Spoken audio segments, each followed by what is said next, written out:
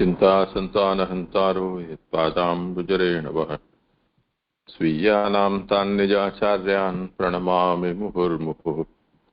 यदनुग्रहतो जन्तुः सर्वदुःखातिगो भवेत् तमहं सर्वदा वन्दे श्रीमद्वल्लभनन्दनम्। अज्ञानतिमिरान्धस्य ज्ञानाञ्जनशलाकया चक्षुरुन्मीलितं येन तस्मै श्रीगुरवे नमः।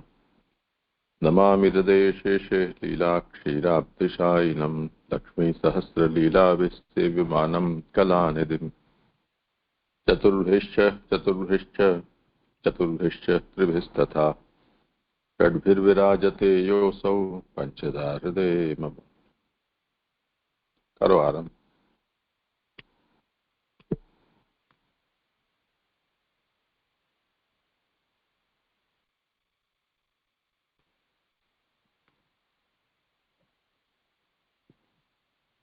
जिनका क्रम हो आरंभ करो।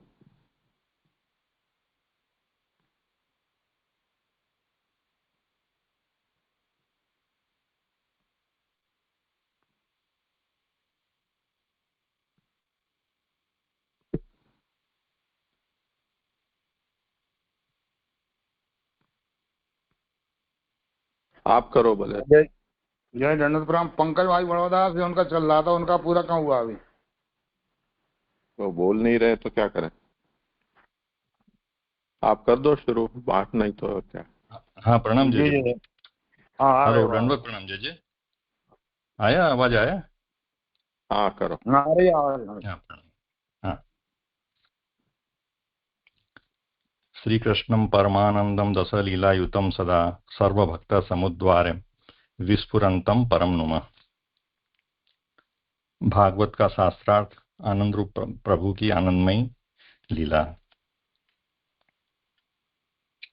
जिसमें हम लोग जो प्रभु द्वादश अंग से शोभित प्रभु की 10वीं लीला का इसमें वर्णन आ रहा है, जिसमें हम लोग प्रथम स्कंद का अवगाहन कर रहे हैं, जिसका नाम है अधिकार लीला।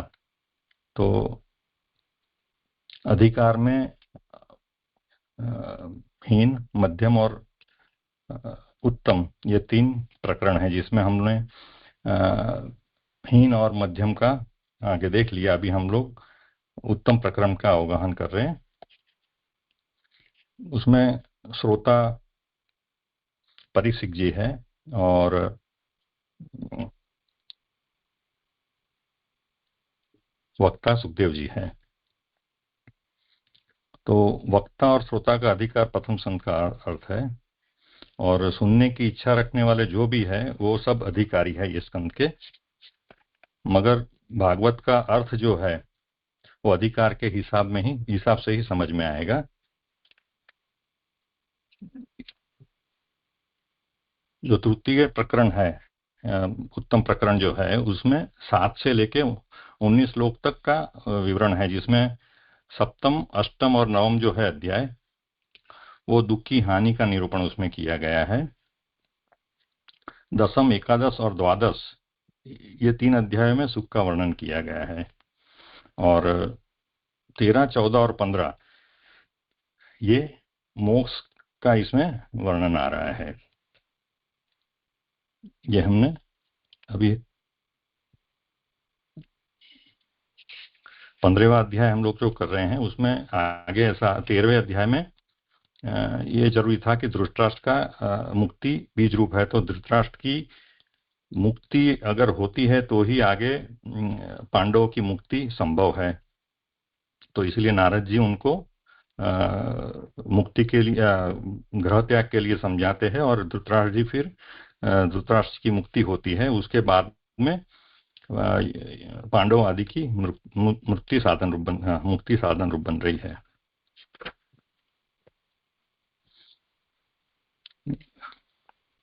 जो 15वां अध्याय है, उसमें हम लोग ने कल जो देखा,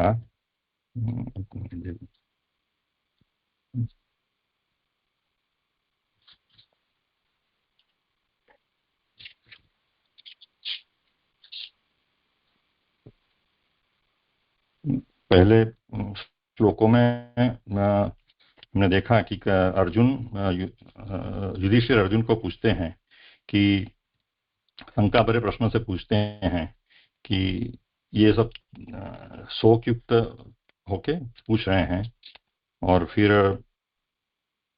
अर्जुन जी उत्तर देते हैं, बंधुरूप हरि ने मुझे छला है। और उसके बाद में गुण और स्वभाव के भेद द्वारा जो कृष्ण ने हमारे ऊपर उपकार किया है वो 7वें श्लोक से लेके ये 16वें श्लोक तक वो बताया गया।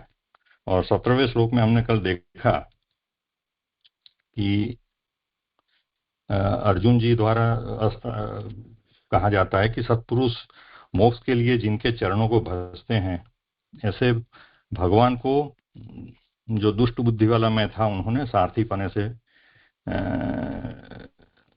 पने से काम लिया। तो प्रभु आनंद रूप है और फल रूप है, उनको मैंने सारथी बनाया जिनकी श्रीहस्त की रक्षा में छाया के नीचे मेरी स्थिति थी, उनके पास से मैंने हीन कार्य करवाया।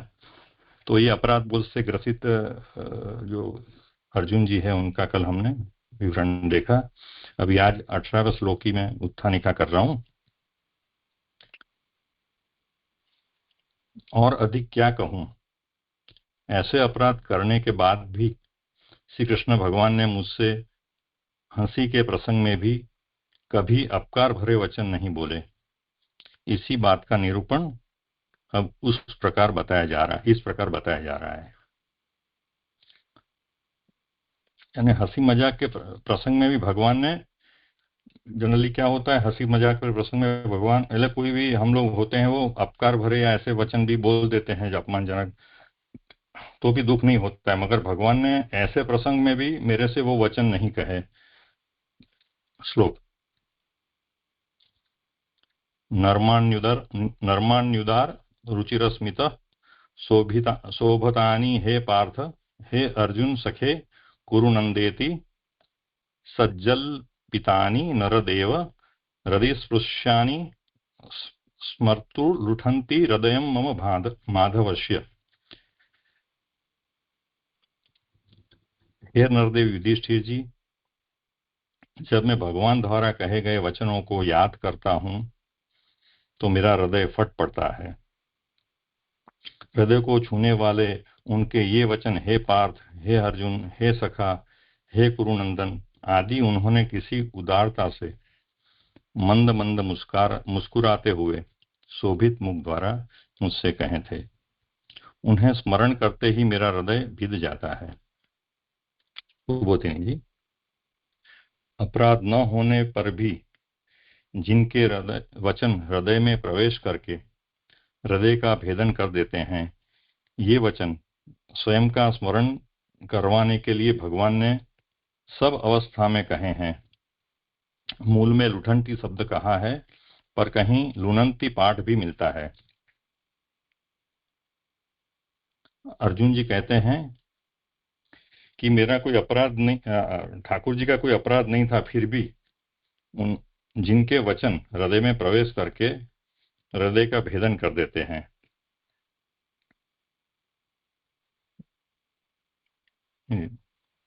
थोड़ी गलती हो गई है, अपराध न होने पर भी जिनके वचन हृदय में प्रवेश करके हृदय का भेदन कर देते हैं, ये वचन स्वयं का स्मरण करवाने के लिए भगवान ने सब अवस्था में कहे हैं। मूल में लुठंती शब्द कहा है, पर कहीं लुनंती पाठ भी मिलता है। यानी यहाँ पे अपराध न होने पर भी जिनके वचन हृदय में चले उतर जाते हैं, तो मेरा खुद का स्मरण करवाने के लिए भगवान ने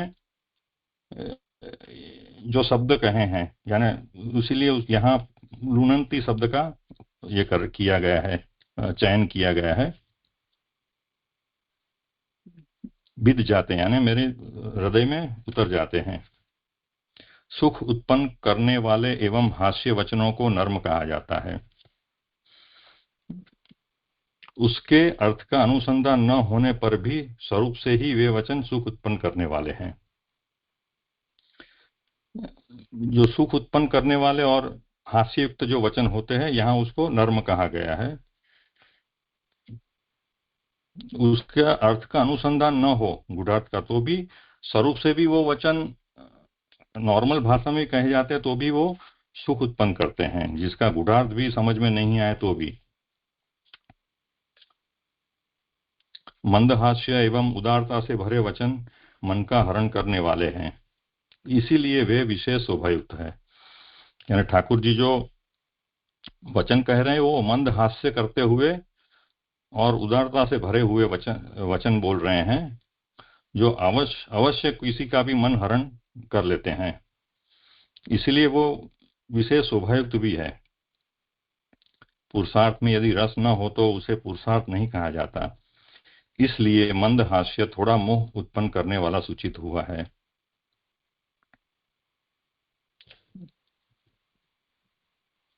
पुरुषार्थ यहाँ समझ में नहीं आ रहा है मुझे। पुरुषार्थ में यदि रस न हो तो उसे पुरुषार्थ नहीं कहा जाता, इसलिए मंद हास्य थोड़ा मोह उत्पन्न करने वाला सूचित हुआ है। मुझे ऐसा लग रहा है कि ठाकुर जी जो हास्य कर रहे हैं मंद, उसमें उनका पुरुषार्थ है या वो ठीक से समझ नहीं आ रहा है, आप बात में समझाना दीजिए। स्वभाव से जो सुंदर होता है उनका हास्य विशेष शोभा उत्पन्न करने वाला होता है और सबको वशीभूत कर लेता है। भगवान के मंद हास्य पर भी जब मैं मोहित नहीं हुआ तब प्रथा कुंती भगवान की संबंधी होने से उसी संबंध के आधार पर मुझे वश में करने लगे और पार संबोधन देकर पुकारने लगे। यानी ठाकुर जी का जो हास्य युक्त शोभायुक्त हास्य विशेष शोभायुक्त जो सूचन था, हास्य से भी मेरे मेरे मेरे को वशीभूत उनका हास्य नहीं कर सका, तब भगवान ने दूसरा शब्द का चयन किया जो पार संबोधन देकर बुलाया। उनका ऐसा कहने पर भी जब मैं चुप रहा तो हे अर्जुन ऐसा संबोधन देकर मुझे बुलाते थे।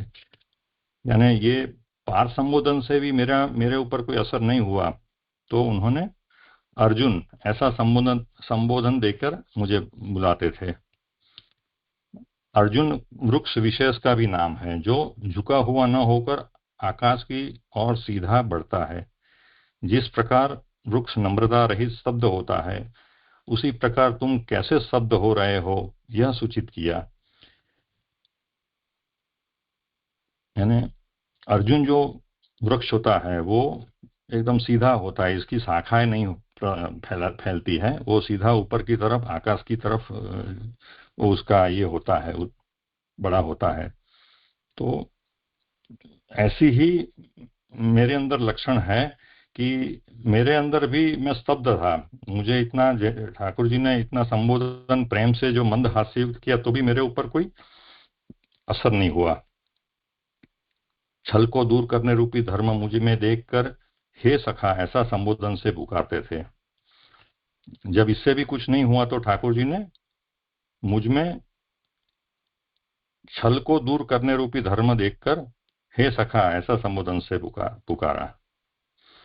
यहाँ ये समझ में नहीं आ रहा है मुझे, छल को दूर करने रूपी धर्म मुझ में देखकर, तो कौन सा धर्म था वो थोड़ा समझाना बाद में। मुझे अचतुर देखकर कुरुराज अर्थात खेत जोतने वाला कहा करते थे। भगवान के वचनों को संजल्पित कहा है, जिसका तात्पर्य यह है कि प्रतिवादी पर विजय पाने वाले शब्द समूह जिन्हें जल्प कहते हैं। मेरे में चातुर्य न देखकर ठाकुर जी ने मुझे कुरुराज नाम से संबोधन किया। कुरुराज का यहाँ मतलब बताया है खेत जोतने वाला, वो भी समझ में नहीं आ रहा है। तो ऐसे वचनों को, भगवान के ऐसे वचनों को संजल्पित कहा है, यानी प्रतिवादी के ऊपर विजय पाने के लिए उपयोग में लिए जाने वाले शब्द, इसको जल्प कहते हैं। मूल में युधिष्ठिर के लिए नरदेव विशेषण दिया है, जो भगवान के गुढ़ अभिप्राय को सिद्ध करने वाला है। यहाँ मूल में जो नरदेव कहा है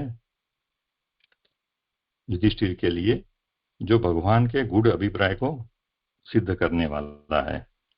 भगवान के वचन समर्थ और मर्म का स्पर्श करने वाले होने से मेरे हृदय का भेदन करने वाले हैं। क्योंकि भगवान मेरे स्वामी हैं, इसलिए उनके वचन मेरे हृदय की गहराई में बैठ गए हैं। भगवान के जो वचन है वो केवल बोलने मात्र के लिए है, यानी खुश करने के लिए नहीं है मुझे, मगर वो वचन समर्थ है और मर्म का स्पर्श करने वाला है। और इसीलिए वो शब्द जो है संजल्पित है, वो मेरे हृदय का भेदन कर देते हैं। क्योंकि भगवान मेरे स्वामी हैं, इसलिए उनके वचन मेरी हृदय की गहराई में बैठ गए हैं। तो यहाँ जैसे ये 18वां श्लोक खत्म। जैसे मेरे को यहाँ जो था ना, वो एक तो छल जो यहाँ किया है ना, मेरा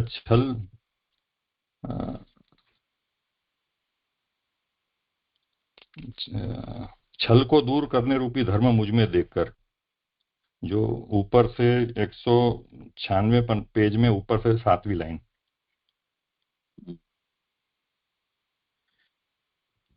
हे सखा ऐसा संबोधन से पुकारा है।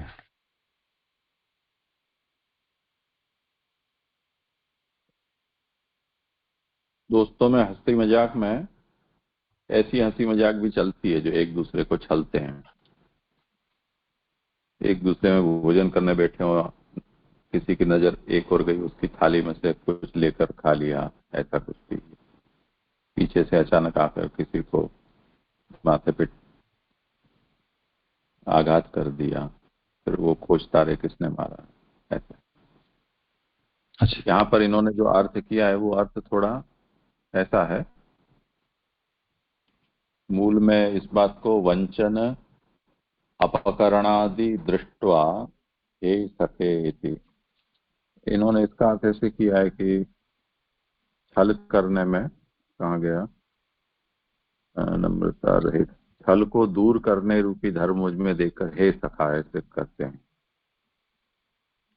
तो अगर ऐसा अर्थ लेते हैं तो इसका मतलब ये हुआ कि मित्र मित्र के साथ ऐसा व्यवहार नहीं किया जाता है। सच्चा दोस्त है वो छल नहीं करता है, तो उसको देखकर सखा कहते हैं।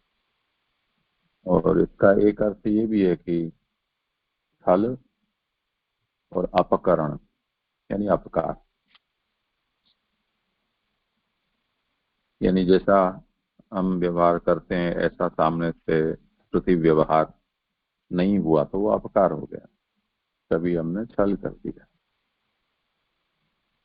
तो दोस्त में हंसी मजाक में इन सब चीजों को बुरा नहीं मानते, तो उस भावना से भगवान मुझे सखा कहते हैं। जी जय। और यहाँ पे अचतुर देखकर कुरुराज अर्थात खेत जोतने वाला ने, खेत जोतने वाले ने बैल की उपमा दी है क्या? कुरुनंदन, ऐसा ये जो है, इन्होंने कुरुराज गलत लिखा है, कुरुनंदन है मूल में।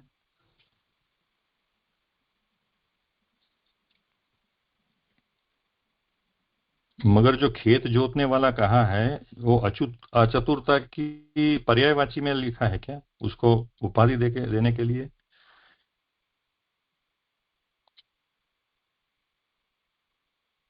कुरु ने मुझे अच्छा कार्य किया था, हाँ, कर्षण करके और भूमि को समतल करके, और उन्होंने ये कुरु राज्य की स्थापना की थी। उस हिसाब से ये कह रहे हैं कि अचातुर्यम दृष्टवा कुरुनंदन इति क्षेत्र कर्षकत्वात् पुरोहो,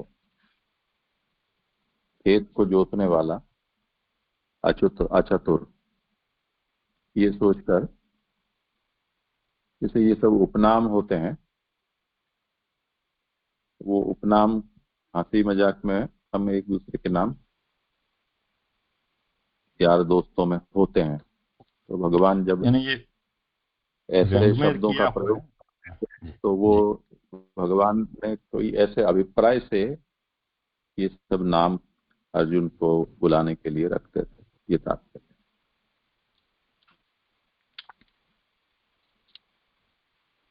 और ये जो तीसरा जो था, नरदेव विशेषण जो दिया है, जो भगवान के गुण अभिप्राय को सिद्ध करने वाला है, तो ये जो नर यानी धर्म का स्वरूप है, इसलिए इनको नरदेव का विशेषण दिया है। धर्म का अवतार है नरदेव विशेषण, लास्ट से चौथी लाइन। ये तो भगवान के लिए है, ये अपने नहीं है। युधिष्ठिर के लिए। हाँ हाँ वही। हम्म। तो देव शब्द जो जुड़ा है, तो वो धर्मराज धर्म का अवतार थे इसीलिए। राजा देवता ही माना जाता है ना, विष्णु स्वरूप माना जाता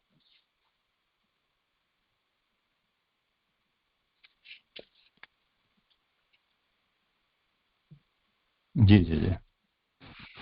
ये दंडित प्रणाम जी। ये लुठंती का क्या मतलब होता है जी? है।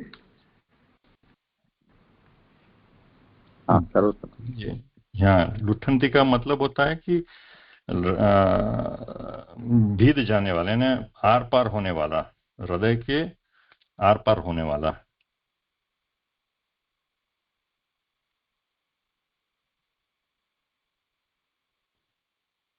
प्रणाम जी। लास्ट में जो माधवस्य आया ना, क्योंकि भगवान मेरे स्वामी है, तो वो आचार्य मम माधवस्य की व्याख्या करते कह रहे हैं कि भगवान, तो माधवस्य में स्वामित्व दिख रहा है आचार्य चरण को जो, तो वो संबंध मतलब कैसे है? माधव से स्वामी अर्थ निकलता है क्या, ऐसा कुछ? थोड़ी जिज्ञासा थी।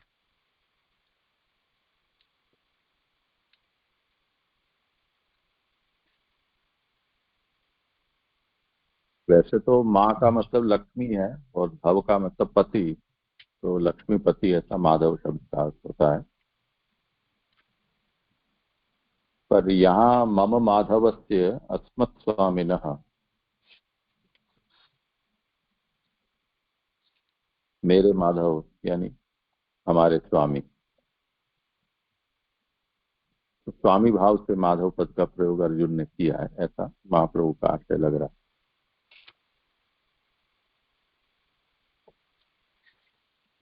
जी जी। देखिए यहाँ एक आया ना, पुरुषार्थ में यदि रस न हो तो उसे पुरुषार्थ नहीं कहा जाता। 190 पेज पे लास्ट थर्ड लाइन। इसलिए है। हाँ, तो बरोबर। ये, तो इसको जैसे कैसे समझेंगे मतलब? पुरुष भी जो काम में हो वो पुरुषार्थ कहा जाता है। अब जो इसको, जो विषय काम में नहीं हो पर करना पड़े, तो फिर उसमें अपुरुषार्थता ही हो जाती है। हाँ, मतलब जबरदस्ती कुछ कर रहे हैं इस हिसाब। हम्म। हाँ हाँ जी। करो आगे। जी। इस प्रकार अपराध की निवृत्ति करने के लिए उपाय करते हुए तथा उसी प्रकार दूसरे भी जो अपराध मुझसे हुए, भगवान ने उन्हें दूर किया, यह कहते हैं। यानी अपराध की परंपरा गिनाते हुए अर्जुन जी आगे कह रहे हैं कि उस दूसरे भी मेरे से जो अपराध हुए, वो भगवान ने किस तरह दूर किए, वो भी बता रहे हैं आगे। श्लोक नंबर 19। संयासनाटन विकथन भोजनादि दिस्वैक्याद वयस्य ऋतवान इति विप्रलब्धः सख्युसखेन पितृवत् तनयस्य सर्वं सोहे सेहे महान महितय कुमतेरधम में। सैया, आसन, भ्रमण, वार्तालाप और भोजन आदि में एक साथ रहते हुए भगवान मुझसे कहा करते थे कि हे मित्र, तुम्हारी बातें सत्य हैं। इस प्रकार विनोद भरी बातें भगवान ने मुझे छल लिया। जिस प्रकार मित्र की बातें मित्र सहन करता है, पुत्र की बातों को पिता सहन कर लेता है, उसी प्रकार अमित महिमा वाले भगवान ने अपनी महानता से दुष्ट बुद्धि वाले मेरे सारे पाप सहन किए हैं। सुबोधनी जी, शयन संबंधी और आसनादिक संबंधी मेरा अपराध प्रभु ने सहन किया है। सैया, आसन तथा चलना फिरना यह तामसादिक स्थान है और उतावले पने में स्वयं का बखान करना यह सन्निपात का कार्य है। यानी सैया संबंधी, यानी ठाकुर जी और अर्जुन जी जो थे वो सैया में आसन, बैठने के आसन पर, भोजन आदि सभी कार्यों में एक साथ ही रहते थे। तो उससे जो उस संबंध में मेरे जो अपराध हुए वो प्रभु ने सहन किए हैं। और ये जो सैया, आसन और जो चलना फिरना और भोजन, ये चलना फिरना जो है ये तामसादिक स्थान है। और उतावले पने में स्वयं का बखान करना यह सन्निपात का कार्य है। ये मुझे समझ में नहीं आया है। भोजन आदि तो आवश्यक एवं लौकिक कार्य है। इन सब कार्यों में एक जैसा भाव रखना चलना रूपी हास्य विनोद है, क्योंकि एकता रखने से वे स्वयं एक रूप हो गए हैं।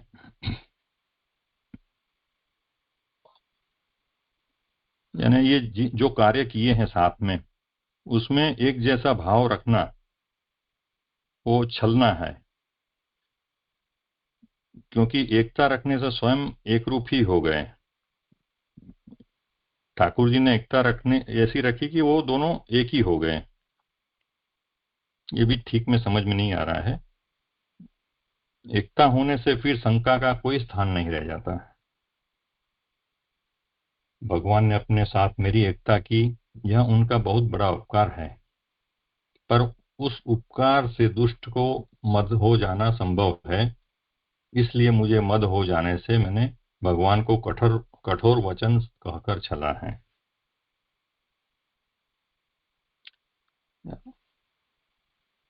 एकता एक बार हो गई, फिर कोई शंका का स्थान ही नहीं है। यानी प्रभु का और अर्जुन जी का ऐक्य हो गया है। वो उनका बहुत बड़ा उपकार है कि वो उन्होंने मुझे अपना माना, पर मैं इतना दुष्ट हूं कि वो उपकार से मुझे मद हो गया, और मद होने से मैंने भगवान को ऐसे कठोर वचन वह समय कह दिए। तो ऐसा नहीं करना चाहिए था, तो मैंने भगवान को वचन कहकर छला है। मैंने उनसे इस प्रकार कहा कि हे महाराज, आप अवस्था में मेरे बराबर हो, फिर आपकी अधिकता किस कारण।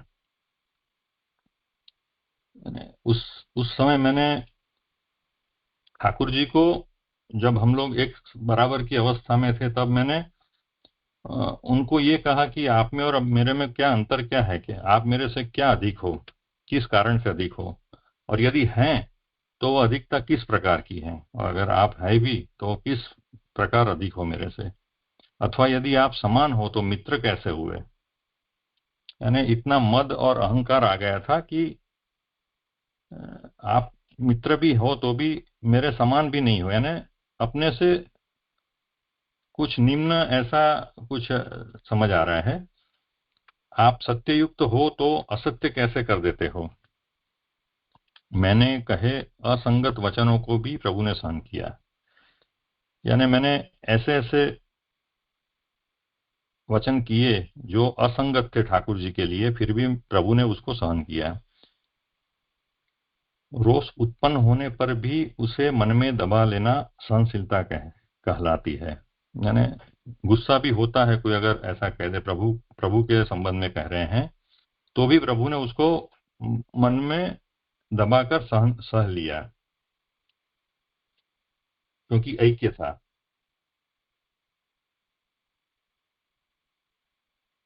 वैसे ही भगवान ने मेरे वचनों को सहन किया है। दोषों को सहन करने की क्षमता के कारण सखा का दृष्टांत दिया, अर्थात जो दोष सहन करने योग्य है उन्हें सहन करना सखापन है, और जो दोष सहन नहीं किए जा सकते उन्हें सहन कर लेने के प्रसंग में पिता का दृष्टांत दिया है।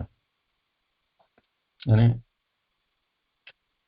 जो दोष इसमें दो तरह से ठाकुर जी ने ये दृष्टांत से बता रहे हैं कि दो तरह से भगवान ने सहन किए हैं। एक तो सखा होने से भी जो सहन करने योग्य है दोष, उसमें सहन कर लिए, और जो सहन करने योग्य नहीं थे, जो बहुत अधिक मात्रा में थे वचन, मेरे कटु वचन, वो भी एक पिता अपने बेटे को जैसे सहन करता है, उस तरह से मुझे भी भगवान ने सहन किया।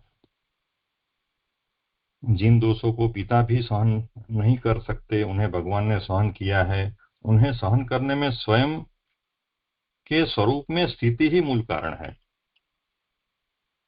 यानी भगवान ने जो सहन किया है, वो सहन करने के पीछे उनकी स्थिति जो है वो मूल कारण है। यह मुझे ऐसा लग रहा है कि शायद परम पिता के रूप में ये मूल कारण वो लगता है मुझे। यह बताने के लिए कहा कि प्रभु अपने आप में महान है। जिस प्रकार चींटी का अपराध हाथी नहीं गिनता, उसी प्रकार मेरे अपराधों को पर भगवान ने तनिक भी ध्यान नहीं दिया।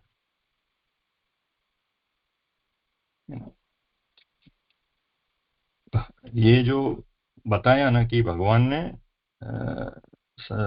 मेरे पिता तो समझकर जो मेरे अपराधों को सहन किया है, यह बताने के लिए कहा कि प्रभु आप महान है। तो जिस तरह चींटी का अपराध हाथी नहीं मानता, उसी प्रकार आपने मेरे अपराधों को ध्यान ही नहीं दिया है। मैंने किसी प्रकार की स्तुति करके अथवा भेंट अर्पण करके अपराधों की क्षमा नहीं मांगी, परंतु भगवान ने अपने बड़प्पन से क्षमा कर दिया। उसमें भी दूसरा कारण देते हैं कि मैं दुष्ट बुद्धि वाला था, यह मानकर भगवान उन सब व्यवहारों को सहन कर गए। यानी मेरे से अपराध तो हो गए, चलो, तो एक लौकिक व्यवहार के रूप में भी जैसे किसी की स्तुति करके या उसको भेंट अर्पण करके अपराधों की क्षमा मांगी जाती है, वो भी मैंने नहीं किया। तो फिर भी मुझे भगवान ने माफ कर दिया, तो वो उनका बहुत बड़प्पन है। और दूसरा कारण ये भी देते हैं कि मेरी बुद्धि इतनी दुष्ट थी, तो भगवान ने सोचा कि भाई जाने दो, अभी इससे नहीं उलझना है, करके छोड़ दिया मुझे। तो मेरे सब व्यवहारों को सहन कर गए। इस प्रकार भगवान का सब चरित्र हो गया। जैसे 19वां श्लोक यहाँ पे, इसमें मुझे जो समझ में नहीं आई है बात। जय दंडवत प्रणाम। जय, ये इसमें इनको जो अपराध बोध हो रहा है, मेरा ये प्रश्न है जी, ये अपराध बोध अब ये हो रहा है, ये ऐसा ही वहां पे जो विराट रूप दर्शन जो आपने करे गीता जी में, वहां बिहार संयासन भोजनेशु आदि जो श्लोक उनमें, और पितृ पुत्र से सकेव तक्यु आदि जो पिता पुत्र के जैसे सका के अपराधों को जैसे क्षमा करते हैं, ऐसे मेरे से बहुत से अपराध हुए जो मैं आपसे क्षमा करवाता हूँ, ऐसा वहां गीता जी में देखा था। अभी यहाँ ये इसमें आ रहा है कि मैंने कभी अपराध ये क्षमा नहीं करवाए या कभी क्षमा नहीं मांगी इनके लिए, तो ऐसा अपराध बोध अब हो रहा है। वहां भी हुआ था जैसे वो विराट रूप दर्शन में, या तो भय के कारण या इस समय वियोग के कारण है, पर अपराध बोध वहां भी ऐसा पड़ा था। यदि मेरी स्मृति ठीक है तुझे, वो कैसे समझे? हाँ, करें समाज। मुझे ऐसा लग रहा है कि ये जो है वो अपने आप को कोस रहे हैं। अर्जुन जी है ना, वो अभी ठाकुर जी तो स्वधाम पधार गए हैं, तो जैसे हम लोक में भी कोई आदमी अपने निकट स्वधाम पधार जाता है, अच्छा आदमी, तो उनकी अच्छे अच्छे कर्मों को हम लोग याद कर करके अपने आप को, जैसे कोई घर में ऐसी मृत्यु हो गई तो हमने उसके प्रति दुर्भावना से अगर काम किया हो जीवन में जहां जहां, तो हमको वो याद आता है कि मैंने इनको ऐसा कह दिया, वो दिन ऐसा कह दिया जो नहीं कहना चाहिए था। यानी जो गिल्टी फीलिंग जो एक होता है ना, तो वो गिल्टी फीलिंग में छोटी छोटी बातों को गिना गिना के बड़ा के अर्जुन जी ये बोल रहे हैं मुझे ऐसा लग रहा है कि उनका इतना बड़ा नहीं होगा, उनका जो अपराध बोध उनको जरूरत से ज्यादा हो गया है, क्योंकि सखा है तो सखा में तो वो सब चलता है, उसमें वो अभी उनको स्वरूप ज्ञान हुआ है करके उनको ये हो रहा है कि मैंने बहुत बड़ा अपराध किया है। अदरवाइज तो ये वियोग में जो जब आदमी अपने पास नहीं रहता है, जो चीज अपने पास नहीं रहती है, तो उसके बारे में हम लोग ज्यादा ज्यादा सोच सोच के दुखी होते हैं। तो वो ऐसी अवस्था मुझे कुछ लग रही है अर्जुन जी की।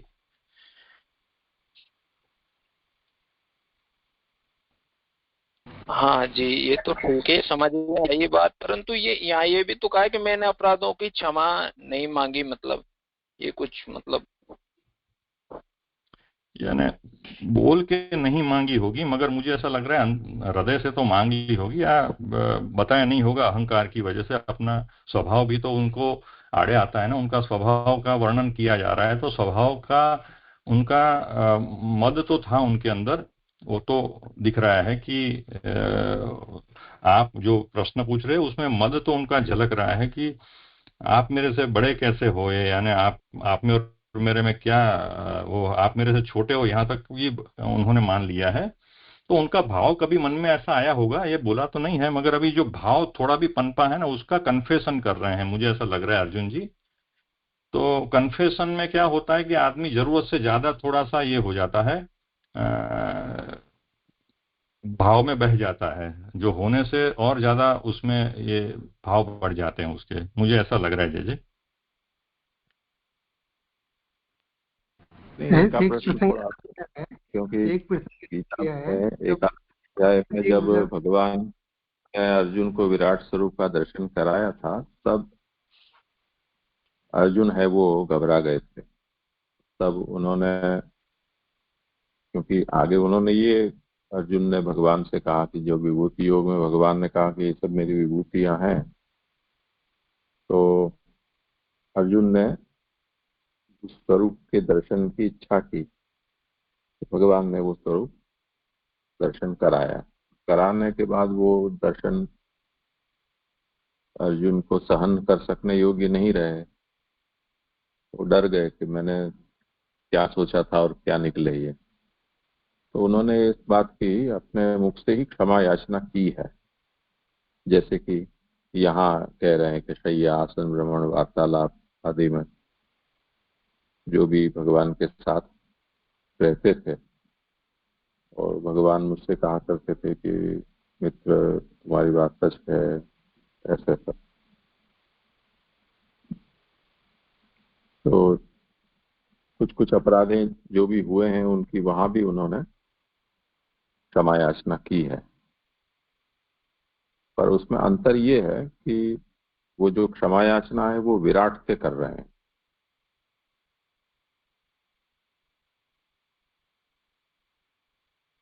वो क्षमा याचना चार हाथ वाले भगवान जो सारथिक कर्म कर रहे हैं उनसे उन्होंने नहीं की। इतना अंतर परिस्थिति में पड़ता है। और यहाँ जो ये बात कही जा रही है कि भगवान ने इन सब अवस्थाओं में मेरा अपराध सहन किया है, वो अब वो यहाँ युधिष्ठिर के सामने प्रकट कर रहे हैं अपने मनोभाव को। ऐसा अवसर ही नहीं मिला, और भगवान ने इन अपराधों को ऐक्य भाव के कारण अपराध नहीं माना। ये उनकी महानता है, जैसे मित्र और पिता, ऐसे इसको समझना चाहिए। और किसी को जी जय जय, जी जय जय, जय दंडवत प्रणाम। जय मेरा प्रश्न है एक, मेरे अभी जो है प्रबोधनी जहाँ शुरू करी थी अपन ने, तो पहली लाइन छोड़कर दूसरी में सैया आसन और चलना फिरना, ये तो आप श्री ने अभी इसका उत्तर जो है इसमें आ गया, क्लियर हो गया। इसी के लाइन में आगे बताया है, उतावलेपन में स्वयं का बखान करना यह सन्निपात का कार्य है। ये लाइन क्लियर नहीं हुई मेरी। एक तो ये उतावलेपन में ये जो है ना, वो मूल का शब्द नहीं है, अनुवादक ने अपनी ओर से जोड़ा है। पर स्वयं का बखान ये जो है वो आचार्य शरणों ने यहाँ का व्याख्यान किया है। जी जी वो सन्निपात का कार्य है। हाँ जय जय दंडवत जय दंडवत। हाँ करो करो। हाँ मैं ये कह रहा था जैसे चौथे श्लोक में जो बात आ रही है कि मैं तेजहीन हो गया हूँ, तो वहाँ ठाकुर जी ने भले विराट के दर्शन कराए और विराट के दर्शन करने के बाद उसके अंदर भय उत्पन्न हुआ और उस भय के कारण उसने क्षमा याचना ठाकुर जी से मांगी, लेकिन वहाँ उसका तेज तो क्षय नहीं हुआ था। ठाकुर जी ने अपनी कृपा से ही उसको दर्शन कराए, तो उसमें जो भी सामर्थ्य थी वो तो जो की त्यों थी। क्योंकि यहाँ ठाकुर जी आसुर व्यामोह लीला के द्वारा चले गए, तो उसको ये भान हो रहा है कि भाई अब मैं तेजहीन हो चुका हूँ, तो मुझ में जो सामर्थ्य थी वो इनकी कृपा थी। तो ये भले मेरे से लोकवत व्यवहार या ठाकुर जी की हास्य मुस्कान के कारण जो व्यवहार कर रहे थे और उस व्यवहार के कारण मैं उनको मेरे जैसा ही समझ रहा था, बंधु बांधव या सामर्थ्य में।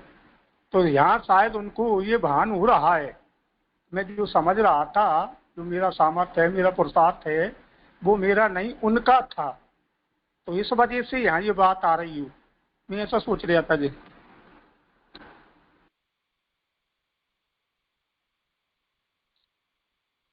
हाँ उसमें तो खैर इनका प्रश्न उस संदर्भ में थोड़ी था। यहाँ केवल इतना है कि अंत में ये कहा ना कि मैंने किसी भी प्रकार की स्तुति करके अथवा भेंट अर्पण करके अपराधों की क्षमा नहीं मांगी, परंतु भगवान ने अपने बड़प्पन से क्षमा कर दिया। इस पंक्ति के ऊपर इनका ये प्रश्न था कि इन्होंने विराट स्वरूप के दर्शन करते बखत तो ये क्षमा मांगी थी, तो ये नहीं मांगी ऐसा क्यों कह रहे हैं। उसका हमने ये उत्तर देखा कि वो जो क्षमा याचना है वो विराट से की है, वो चतुर्भुज स्वरूप जो सखा रूप से प्रभु सारथी कर्म कर रहे हैं उनसे क्षमा नहीं मांगी है। हाँ जी क्लियर हुआ जी। हाँ जी जी दंडवत दंडवत प्रणाम जी। यहाँ पे एक प्रश्न है जी कि यहाँ एक आया ना, रोष उत्पन्न होने पर भी उसे मन में दबा लेना सहनशीलता कहलाती है, और वैसे ही भगवान ने मतलब सहनशीलता को महाप्रभु ने ऐसे दिखाया। तो ऐसा समझे कि ठाकुर जी के हृदय में मतलब रोष उत्पन्न हुआ होगा और उन्होंने कुछ कहा नहीं, मतलब ये थोड़ा असंगत लगा। हम ऐसे तो सत्य संकल्प विष्णु और ऐसा कहते हैं, तो ये सामान्य मनुष्य में हम देख सकते हैं, लेकिन प्रभु के लिए ऐसा मतलब कुछ समझ नहीं आई पंक्ति है। करो समाधान। हाँ, इसमें जैसे ये आए ना, ये जो पहले से 1 2 3 4 5 5वीं लाइन में, यदि आप समान हो तो मित्र कैसे हुए। तो आप सत्ययुक्त हो तो असत्य कैसे कर देते हैं। यानी ये प्रभु के ऊपर जो आरोप लगाया ना, असंगत वचनों की वजह से प्रभु को रोष आ सकता है। वो ऐसा अर्जुन जी सोच रहे हैं कि भगवान को ऐसे वचनों से तो रोष उत्पन्न हो सकता है। भगवान को रोष हुआ है वो या नहीं हुआ है वो यहाँ मुझे लगता है प्रश्न नहीं है, मगर अर्जुन जी को ऐसा विदित हो रहा है कि ठाकुर जी को निश्चय ये मेरे जो वचन है उससे रोष हुआ होगा और उन्होंने मन में दबा लिया होगा, ऐसा मुझे यहाँ लग रहा है। क्योंकि पीछे लिखा है वैसे ही भगवान ने मेरे वचनों को सहन किया है। तो ये पैसिव में है, ये जो एक्टिव भगवान तब है ही नहीं। भगवान की गैर हाजिरी में ये बात हो रही है। तो अर्जुन जी, मैं बोला ना, विषाद ग्रसित होने से, ये जो अपराध बोध से ग्रसित होने से वो ये उनका जो स्टेटमेंट ये लग रहा है मुझे। नहीं, ये तो महाप्रभु जी व्याख्या कर रहे हैं ना सहनशीलता की, कि सहनशीलता है तो महाप्रभु जी सहनशीलता की व्याख्या कर रहे हैं, और फिर ऐसे कहते हैं कि वैसे ही भगवान ने मेरे वचनों को सहन किया। तो ये रोष उत्पन्न होने पर भी मन में दबा लेना सहनशीलता कहलाती है, ये तो महाप्रभु जी की व्याख्या है ना, इसलिए मुझे थोड़ा मतलब पंक्ति समझ नहीं पड़ी। मुझे तो ये समझ में आया यहाँ, ये असंगत वचन जो कहे ना, उसके बारे में किसी को भी रोष उत्पन्न हो सकता है, क्योंकि ये एक्सट्रीम चले गए एकदम अपने आप को कि हम मित्र हैं तो भाई समान हो तो मित्र कैसे हुए, यानी वो ये तो जो कहे बराबर है, लेकिन ये भगवान को ऐसा हुआ, मतलब वो खाली वैसे ही भगवान ने मेरे वचनों को सहन किया, वो आया ना। और वो आपकी बात वो सही है, लेकिन वो खाली स्पष्ट नहीं हुआ। जी। सहन जी में आप देखना है ना कि दो दृष्टांत दिए हैं, पिता और मित्र का।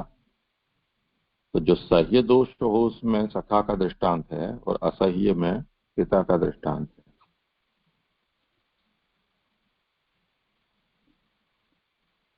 तो असह्य का मतलब क्या हुआ?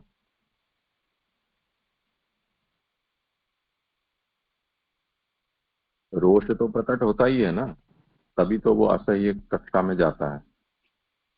पर पिता उसको रोक लेता है, उस रोष को बाहर प्रकट नहीं करता। तो उसमें ये व्याख्या हो जाएगी। हाँ हाँ जी जी, हाँ जी जी। दूसरा प्रश्न था, एक मिनट कल्पना, एक ही। ये जो हमने जो कारिका देखी ना, उसमें ये 3 श्लोक में ऐसा आता है कि दोष के अभाव का निरूपण। तो मतलब इतना कुछ भी हुआ, लेकिन भगवान ने मतलब प्रभु ने सहनशीलता दिखाई, तो यही प्रभु के ऐसे समझेंगे ना कि मतलब आगे के श्लोक में भी है कि अपराध करने के बाद भी भगवान ने मुझे कभी अपकार भरे वचन नहीं किए। तो इस मतलब ऐसे समझेंगे कि भगवान में दोष का अभाव है। इसी तरह से 3 श्लोक को समझेंगे। आप करो सवाल। क्या मुझे फिर से समझ में नहीं आया है कि ये जो हाँ, हमने कारिका में ये देखा ना कि 190 पेज पे कि पहले 3 श्लोक द्वारा श्री कृष्ण का महात्म्य, तो 14, 15, 16 से ठाकुर जी का महात्म्य, तो वो तो हमको दिखता है। मतलब ठाकुर जी का महात्म्य स्पष्ट दिखता है। फिर 3 श्लोक द्वारा दोषों के अभाव का निरूपण।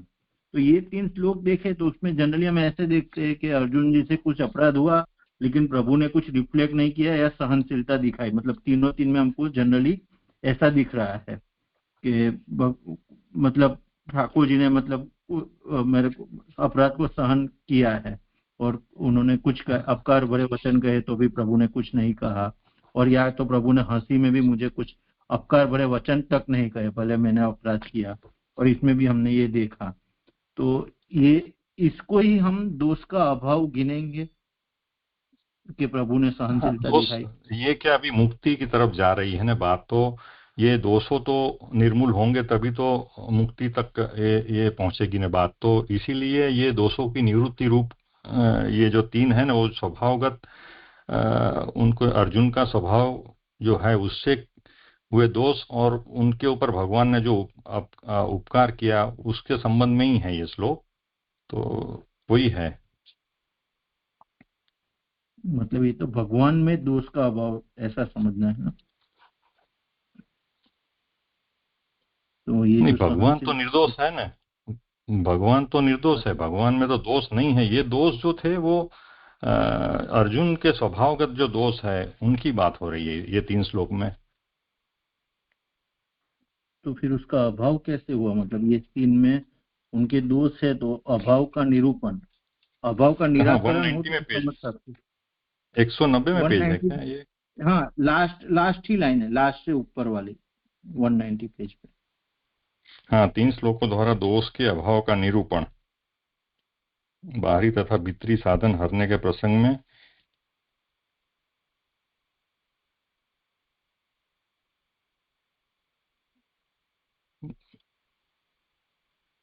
दोषाभाव न सहितम। नहीं, ये मुझे भी समझ में नहीं आ रहा है।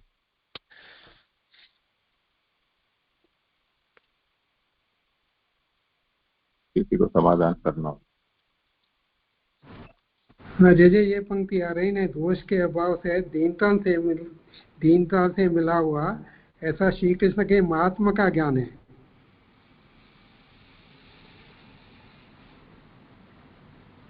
वह निश्चित ही पूर्ण मुक्ति का देने वाला है। इसलिए 3 श्लोकों द्वारा श्री कृष्ण का महात्म्य बताया जाना है। बराबर है, कृष्ण का ही है यहाँ पे।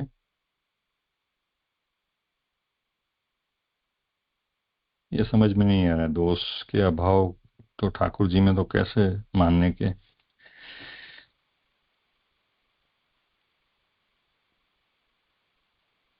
जय आप करिए। हाँ, कोई और किसी को करना हो समाधान से।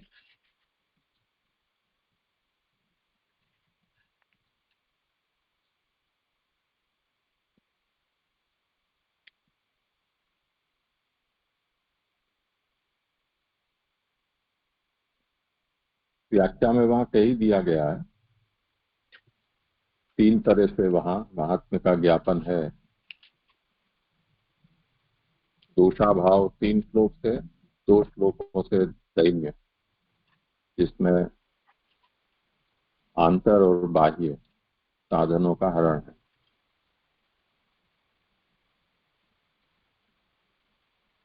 उसमें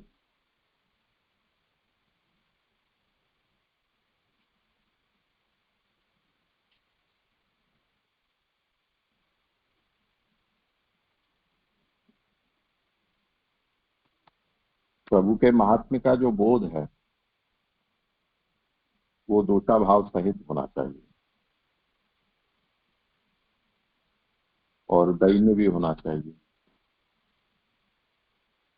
ऐसा ज्ञान इसमें आवश्यक है। इस बात का निरूपण वो अर्जुन में, भगवान में अब जाकर निर्दोषता का ज्ञान और भगवान के प्रति दैन्य, ये दोनों ही इसमें महात्म्य के साथ जुड़े हैं। इस बात को अर्जुन के वचन से बता रहे हैं। तो जो कटाक्ष के वचन में भगवान ने अर्जुन को जो जो भी कहा, जैसे अर्जुन शब्दता जड़त्व प्रतिष्ठित करते हैं, तो उसको अर्जुन बोल दिया।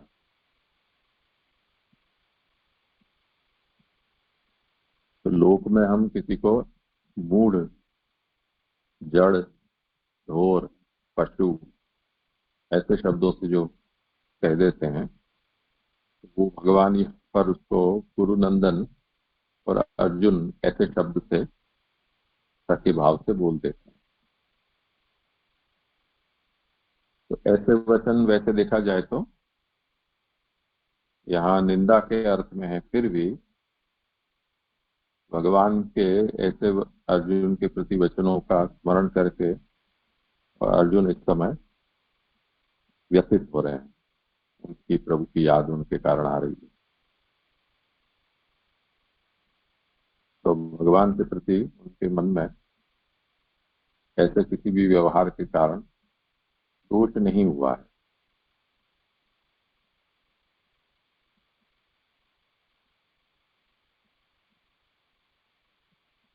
जी जी जी, स्पष्ट हुआ। मतलब प्रभु ने ऐसे वचन कहे, फिर भी अर्जुन का प्रभु के प्रति दोष का अभाव रहा। हाँ जी जी, स्पष्ट हुआ। जी जी जी, धनुकाराम जी जी जी, यहाँ पे जो आया कि आप समान हो तो मित्र कैसे हुए, ये थोड़ा समझना था, क्योंकि मित्रता तो उन्हीं में होती है जिनमें समानता होती है। और जो आगे जो आया, आगे भी जो आ रहा है कि आप सत्ययुक्त हो तो असत्य कैसे कर देते हो, तो ये किस संदर्भ में कहा था, वो भी थोड़ा जानना था जी।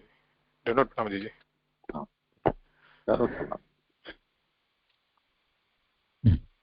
यदि आप समान हो तो मित्र कैसे हुए, ये ना। जी जी, क्योंकि मित्रता तो समानता है हो वहीं पे होती है, तो ये किस संदर्भ में कैसे समझना। नहीं, मुझे ऐसा लग रहा है यहाँ उनकी जो मद है, मद के फलस्वरूप ये शब्द कहे जा रहे हैं, ये वचन कहे जा रहे हैं, तो वो अति कटु है। यानी वो इसको आगे बताया ना, सन्निपात, ये सन्निपात की वजह से बोला गया शब्द है, ऐसा मुझे यहाँ लग रहा है। जो यहाँ आगे नीचे से 116 नंबर 196 नंबर के पेज में आया ना, कि स्वयं का वखान करना यह सन्निपात का कार्य है। तो ये जितने भी वचन जो बोले हैं वो सन्निपात की वजह से बोले गए हैं, अर्थ संगत नहीं है, ऐसा मुझे लग रहा है।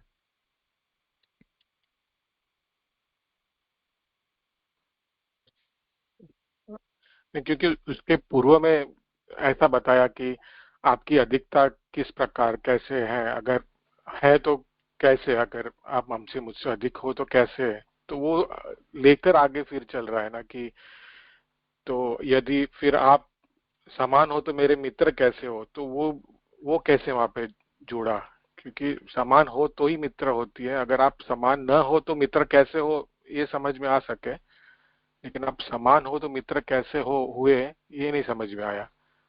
और आगे भी जो बात कही है कि आप सत्य उक्त हो तो असत्य कैसे कर देते हो, तो ये भी किस संदर्भ में था वो भी थोड़ा समझना था। ये स्वरूप संबंधी प्रश्न है जी, मुझे भी ठीक से समझ नहीं पाया हूं, मगर ये सन्निपात की वजह से बोला गया शब्द है, ये सब मुझे ऐसा लग रहा है यहाँ पे। आप करिए समाधान जी। ये जो वयस्य कहा है ना, ये वंचन शब्द कहते हैं इसको।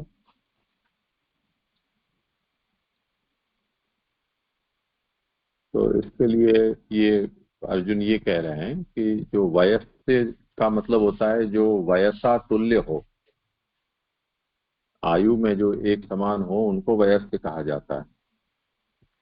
तो जब कोई भगवान को, श्री कृष्ण को अर्जुन से बड़े बताते हो, उस समय अर्जुन उनके थोड़ा सा कंधा लगा कर कहते हैं कि हम तो एक समान है, तो आप कैसे बड़े हो गए। उस प्रसंग को ये याद करके कह रहे हैं कि वयसा तुल्यो हो मध्य कुतस्तव आधिक्यम कथम वा, हम तो एक समान है आयु में, तो लोग तुमको बड़ा कैसे कहने लग गए, तुम कब बड़े हो गए, कैसे हो गए, ये कह रहे हैं। अच्छा, हाँ, उस अवस्था में बड़प्पन कहा है ना। और दूसरा ऋतवान इति सत्यवान इत्यर्थ। तो जब कभी भगवान ऐसा उल्टा पुल्टा काम करवाते, तो जैसे हम किसी को कटाक्ष में ये कहें कि देखो हरिश्चंद्र जी आए, बड़े सत्यवादी आए, तो जैसे ये कटाक्ष में बोला जाता है आजकल, जैसे मुसलमानों को, ज्यादातर मुसलमानों की प्रसिद्धि हिंदुओं में हिंसक, क्रूर, आतंकी ऐसी प्रजा के रूप में हो चुकी है। तो अब उनको शांति दूत के रूप में कटाक्ष में बुलाया जाता है कि शांति दूत उन्होंने ऐसा किया। तो उस प्रकार भगवान कुछ उल्टा पुल्टा कर रहे हैं ऐसा सोचकर अर्जुन कभी भगवान को ये भी कह देते कि ऋतवान आए, देखो ये सत्यवान आए, सत्यवान ने ऐसा किया। तो उन कटाक्ष वचनों को भी भगवान सत्य भाव से या पुत्र भाव से सहन कर लेते थे। और कुछ हो सकता जी जी जी, स्पष्ट हुआ जी, धन्यवाद प्रणाम। तो जय जी, यहाँ पे ये जो सन्निपात का कार्य है वो किस संदर्भ में कहा गया है, स्वयं का वखान करना, ये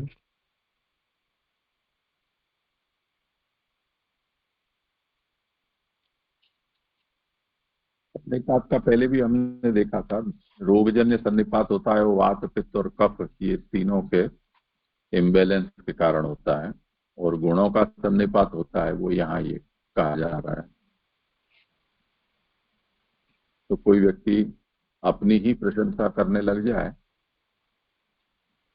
तो समझ लेना चाहिए कि वो सटिया गया है, वो सन्निपात का कार्य है। ऊपर जो शैया, सनातन ये गिनाए हैं, वो सब तामस स्थान कहे हैं, यानी सुस्ताने के, सोने के स्थान, वो तामस आदि स्थान है। अटन है वो राजस है। इसी तरह भोजन आदि है वो आवश्यक लौकिक कार्य है। उसमें जो विकथन कहा है उसे यहाँ गुणों के संनिपात का कार्य कहा, आत्मश्लाघारूप।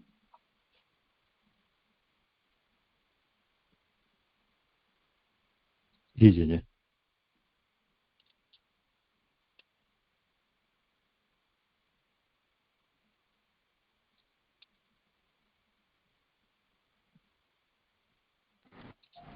जय दंडित प्रणाम। जय दंडित प्रणाम। मेरा श्लोक चालू हो रहा है अभी। अच्छा अच्छा, हाँ करो। यह चालू करो।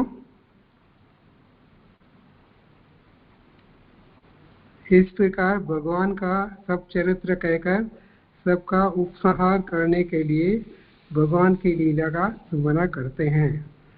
जो अलग अलग चरित्र आ गए प्रभु के, उसको सबकी अभी उपसंहार कर रहे हैं, वो भगवान की लीलाओं को स्मरण कर रहे हैं, ऐसा बता रहे हैं। सो हम निप्रेंद्र रहते हैं पुरुषोत्तमेन सख्या प्रियेण सुहृदा हृदयेन शून्य अद्य क्रम परिग्रहम अंग स्तन गोपुरस बलैव विनिर्जितो अस्मि। हे नृपेंद्र मित्र प्रिय और सुहृद पुरुषोत्तम से रहित होने के कारण मैं हृदय शून्य हो हूँ।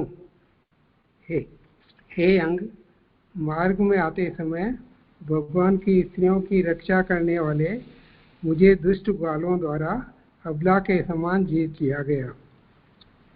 श्लोक अर्थ हो गया। अभी सुबोधनी जी कर रहे हैं। ये थे नृपेंद्र संबोधन देकर यह समझाया कि इन सब घटनाओं के बाद अब आपके द्वारा क्या किया जाना योग्य है। नृपेंद्र से ये उत्तम राजा करके संबोधन देख रहे हैं। वो ये कह रहे हैं जितनी घटनाएं हो चुकी हैं इसके बाद में आपका क्या करना उचित है कि मुक्ति के लिए प्रभु के साथ ही अर्जुन के माध्यम से जैसे युधिष्ठिर का उपसार करने के लिए आया है। इसे पहले की पंक्ति में आ चुका है, पहले श्लोक में अर्जुन के माध्यम से युधिष्ठिर का उपसार करने के लिए आए हैं, प्रभु आए हैं। तो उधर दूसरा कार्य बताता है कि वहाँ पे परीक्षित कौन है, भागवत जी का प्रकट होता है, वो नामात्म स्वरूप है, उसको इधर प्रकट करना है। अभी इसका विचार कीजिएगा। पुरुष से रहित स्त्री के समान प्राण भी भगवान पुरुषोत्तम से रहित हो जाने पर सब कार्य से बहिष्कृत हो जाता है। तो उदाहरण ये पुरुष से दिया है। अगर पुरुष जो है स्त्री के समान हो गया है तो इसी प्रकार बता रहे हैं कि भगवान जो है पुरुषोत्तम के साथ रहित हो जाएंगे। हम सब जो है भगवान के पुरुषोत्तम से रहित हो गए हैं। इस प्रकार से क्या हो गया, ये उत्तम का गया बहिष्कृत हो जाते हैं। हम भी पुरुषोत्तम से रहित हो गए हैं। अतः अब हमारा भी क्या प्रयोजन है। इस कार्य द्वारा उत्तम कार्य को कहा जाना है। ये उत्तम कार्य क्या हो गया कि जब प्रभु से रहित हो गए हैं, पुरुषोत्तम से रहित हो गए हैं, उपसार कार्य बता रहे हैं। जैसे सखा शब्द से कार्य से मध्य का भाग उपसार किया है, तो प्रिय शब्द द्वारा उसके बाद वाले कार्य का उपसार बताया है। ये तीन प्रयोजन बता रहे हैं। उत्तम शब्दों से बता रहे हैं। उत्तम से तो पुरुषोत्तम से रहित हो गए हैं। सखा शब्द से मध्य भाग बता रहे हैं और प्रिय शब्द द्वारा उसके बाद वाला उपसार बता रहे हैं। प्रियजन अपने प्रिय का निष्कर्ष निम्न कार्य भी करते हैं, जो अभी 3 श्लोक में आ चुका है। प्रियजन अपने इस प्रकार अपने में स्थित कार्यों के अभाव का कारण बताकर भगवान में रहने वाले कार्यों के अभाव के विषय में बताते हैं, कारण बताते हैं। ये प्रभु मेरे प्रिय मित्र थे, मैं उनसे रहित हूँ। ऐसा होने से क्या फल हुआ। प्रभु मेरे मित्र थे, सुहृद थे और मैं उनसे रहित हो गया हूँ। ऐसा होने से क्या फल हुआ है। ये कहते हैं कि इससे मैं हृदय शून्य हो गया हूँ। हृदय की शून्यता से एक और कार्य उत्पन्न कर दिया है। जैसे कि पहले युधिष्ठिर ने कहा था तुम किसी से हार कर तो नहीं लौटे हो। जब ये युधिष्ठिर ने पहले श्लोक में ही कहा है कि तुम किसी हार कर आ रहे हो या तुम्हारा तेज क्यों समाप्त हो गया है, उसकी पंक्ति आ रही है। यह संभावना सत्य हो गई। इसी प्रसंग में अर्जुन कहते हैं कि मार्ग में भगवान की स्त्रियों की रक्षा करता हुआ उनको लेकर मैं आ रहा था कि दुष्ट ग्वालों के द्वारा हरा दिया गया। अंग कहकर कोमल संबोधन है। जिस अंग से जो किया है वो अपने बल रहे स्त्री जन है उससे ये कहा है, जिससे ये बताया कि किसी भी गोप का प्रतिकार नहीं कर सका। जिस प्रकार बल रहे स्त्री हर किसी के द्वारा जीत ली जाती है, उसी प्रमाण से मैं भी जीत लिया हूँ। ये दो प्रयोजन बता दिए। जैसे एक तो मैं हार के आया हूँ और दूसरा मेन जो आ रहा है वो तो आ रहा है कि प्रभु पुरुषोत्तम से रहित हो गए। इसीलिए आपको आपका क्या विचार होना चाहिए। यहाँ सिर्फ समाप्त हो रहा है। जैसे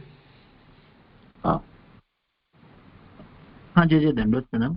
यदि ये पंक्ति समझने आई, इस कार्य द्वारा उत्तम कार्य का उपसंहार जाना है। सखा शब्द के से कार्य से मध्य भाग का उपसंहार किया है और प्रिय शब्द द्वारा इसके बाद वाले कार्य का उपसंहार। ये पंक्ति समझ नहीं पड़ी उपसंहार। मेरा भी यही प्रश्न मेरा भी यही प्रश्न था जी।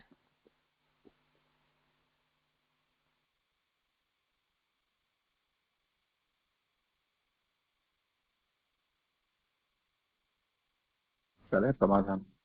जय ये गुजराती वाले हैं बहुत उत्तम समझाया है। मैं उसको वाच लूँ। जय जय ये उत्तम राजा, ये संबोधन ये विचार किया गया, अवश्य विचार करना चाहिए। पुरुष बिना जैसे स्त्री जले चली जाती है तो पुरुषोत्तम के बगैर हम क्या करेंगे, ऐसा आपको विचार करना चाहिए। इससे तो उत्तम कार्य बताया है। और सखा शब्द के बिना जो का है वो मध्यम कार्य बताया है। जो सखा का है उन्होंने उसमें सखा शब्द में मध्यम कार्य बताया है। तो प्रिय बिना जो शब्द है जैसे उसको लास्ट में बताया, अधम कार्य बताया है। ऐसा बोधी जी में अपने गुजराती में कहा गया है। तो 3 शब्द आ रहे हैं ये कि प्रभु जी चले पधार गए हैं और सखा और प्रिय। सखा को उन्हें मध्यम में लिया है और प्रिय शब्द को जैसे उस पर अधम कार्य बताया है। जैसे ऐसा बताया जैसे आप और स्पष्ट कर लीजिए।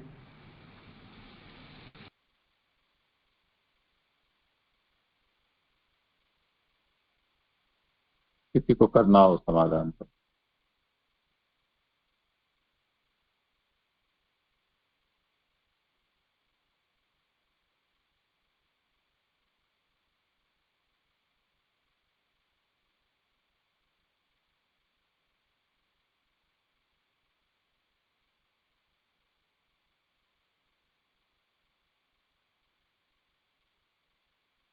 यहाँ अर्जुन क्या कह रहे हैं कि अभी अब मेरी क्या स्थिति है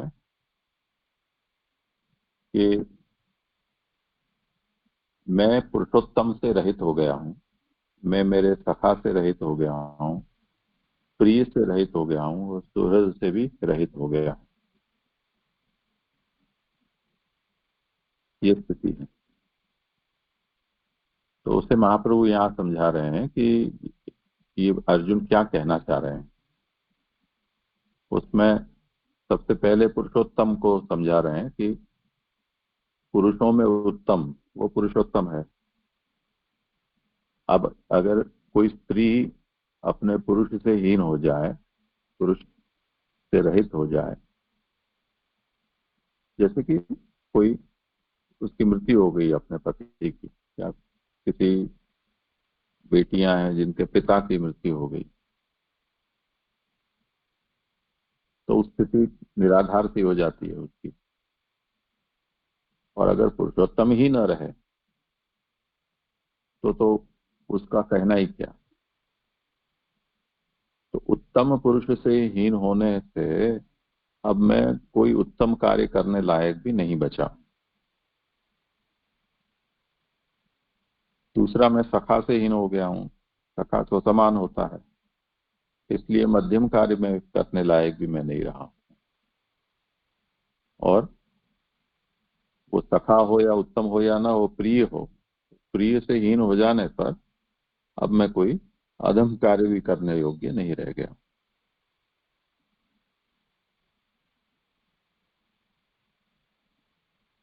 जी जी जी, स्पष्ट हुआ। तो जी ये ग्वालों द्वारा रक्षा नहीं कर पाए, वो अधम कार्य में गिनेंगे, मतलब वो अधम कार्य भी वो नहीं कर पाए इस तरह। हाँ हाँ हाँ जी जी। जी फिर मध्यम कार्य में क्या लेना है?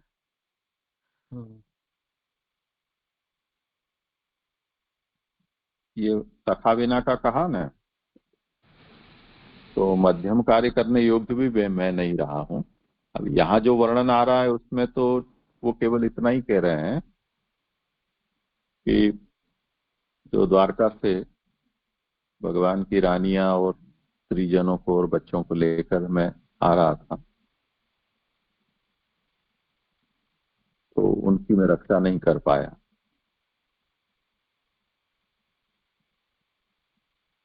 और रास्ते में जो गोप थे उनसे भी मैं परास्त हो गया। तो अब ये तो कोई ऐसा उदाहरण नहीं है जिनसे वो परास्त हुए हैं कि जिसमें कोई बात मान सके। अर्जुन जैसा महारथी साधारण जो रास्ते के लुटेरे उचक्के हैं उनसे वो परास्त हो जाए, ये तो बहुत ज्यादा हीनता उनकी प्रदर्शित करने वाली घटना है।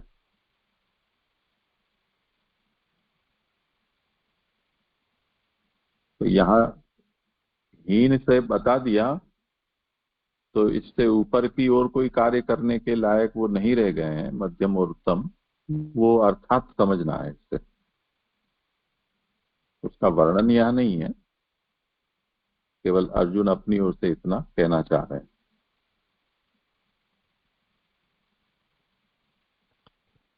जी जी जी, अच्छी तरह स्पष्ट हुआ। धन्यवाद। हुआ स्पष्ट बोलिए। ये आगे ले लो। ये हाँ कर। भगवान के पधार जाने से यह सब कुछ नष्ट हुआ है, इस विषय में आगे कहते हैं। तदेव धनुस्तु इषव सरथो हयास्ते सोहम रथि निरपत्यो यत आनमन्ति सर्वक्षणेन तद्बुध असुदिशित शक्तिरिक्तं भस्मिन् हुतं कुकर्हादं रोदत मूष्याम। श्लोक अर्थ आ रहा है जैसे जिनने मैंने महाभारत आदि युद्ध जीते थे वही मेरे धनुष बाण हैं और वही रथ तथा घोड़े हैं। उस रथ में बैठने वाला मैं भी वही हूँ। जैसे सब राजागण चौथ तरफ से नमस्कार करते हुए झुक जाया करते थे। भगवान के पधार जाने से सब कुछ क्षण मात्र में मिथ्या हो गया है। अभी 3 एग्जाम्पल दे रहे हैं। जैसे हम भस्म में होम, कपटी की आराधना एवं ऊसर भूमि में बोध का बीजों का बोया जाना निष्फल हो जाता है।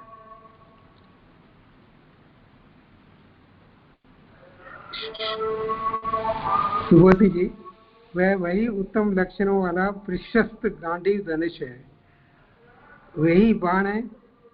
अर्जुन के इन बाणों ने बड़े बड़े महारथियों के छक्के छुड़ा दिए थे। वही रथ है जिसका कोई बाल भी बांका न कर सका। वही घोड़े हैं जो सब जगह जाने में समर्थ थे। मैं वही रथी हूँ जिसने भीष्म पितामह को बाणों की शैया पर सुला दिया था तथा अन्य महावीरों को भी मौत के घाट उतार दिया था। उस महान विजेता की सब सामग्रियां जिसके कारण बड़े बड़े अतिरथी चारों से झुककर प्रणाम करते थे अथवा आमनंती पाठों से यहाँ यशगान करते थे, व्यर्थता को प्राप्त हो गई है। ये असमर्थ बता रहे हैं। प्रभु जी पधार गए हैं तो वही गांडी धनुष है, यही बाण है। और बता रहे हैं मैं महारथी बड़े बड़े चक्कों की छोड़ा दिया करता था।